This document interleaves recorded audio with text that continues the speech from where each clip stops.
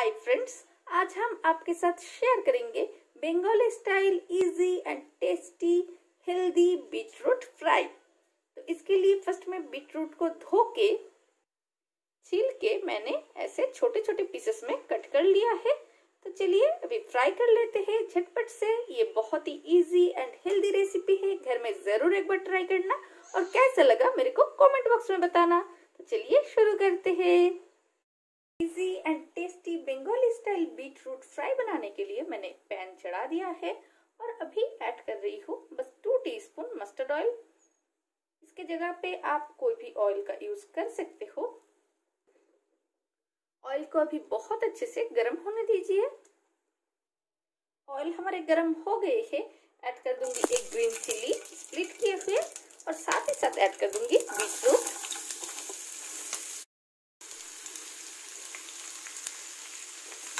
मिला दीजिए।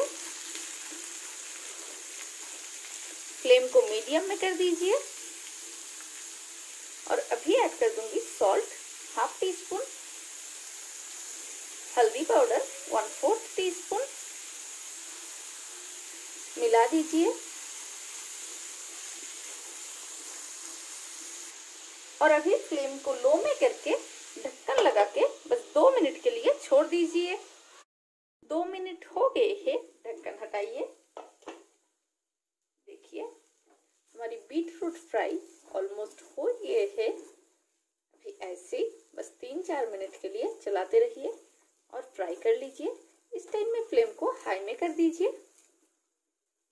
ये रेसिपी बहुत ही इजी एंड हेल्दी रेसिपी है, साथ ही साथ टेस्टी भी है।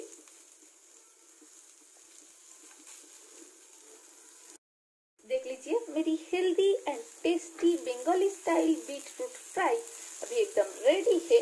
तो गैस को बंद कर दीजिए। कैसी लगी मेरी ये रेसिपी?